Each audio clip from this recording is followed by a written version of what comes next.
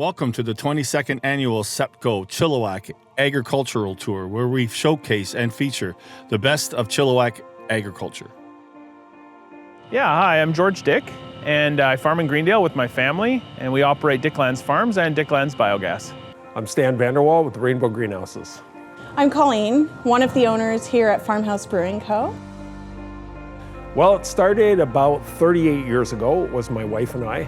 We started with 3,000 square feet in Rosedale, and it's grown a little bit now where we have 4 locations, still have our Rosedale site where I grew up, and today we're 3 sites in Chilliwack and 1 site in southern Alberta. Container gardening really fits today's world. We have smaller spaces where we're living, so we need balcony gardens, we need hanging baskets.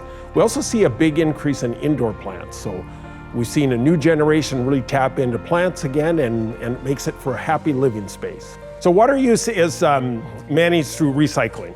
Biggest way we say is all the water we use is recycled. And by doing that, we're reducing the water consumption by 80% of what a non-recycled water management system would be. We want to share with the public more and more of what we're doing, our practices, how we do things, the story behind it.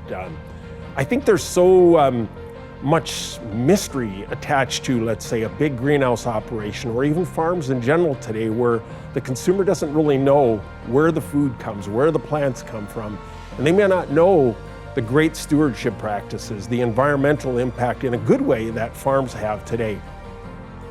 Since 2010, we've been developing a digester project, and we're finally just nearing the final stages of completion on that project.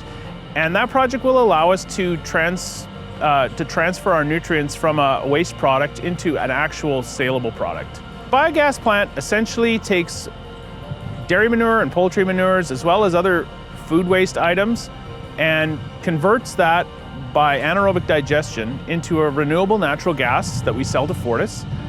And then we take what's left and we turn that into a fertilizer pellet. The one thing that I'd really like to share about agriculture, and that I do share when I give tours, whether it's on the digester or on the farm side, is that agriculture is always adapting, and it's adding new technologies, and it's doing whatever it can to stay current. And people don't realize how fast moving it is, and it is a very fast moving business. We grow hops and we grow barley on our farm. We have an 11.5 acres. About 3 acres of that is hops. Partnered with Bradenhoff Hop Farms for that. They help manage our hops and help us harvest.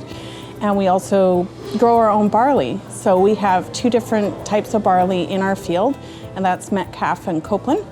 And we will never have enough to keep up with what we need to produce.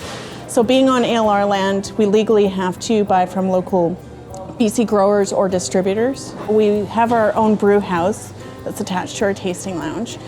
We make everything on site, we can everything on site, and it goes right into our off sales and into our taps. Don't be afraid to go to a farm and actually ask them, how do you farm? How do you give into your community what you farm off of your property? Like, what can we purchase off of you? Where can we get that? How can we support your farm in your community, and maybe even in BC, to help keep you going? And ask them, like, what do you put into your product? What exactly goes into your farm? And like, educate yourself so that you know where your food and drink comes from. And you could support your whole community that way, which I think is huge for farmers.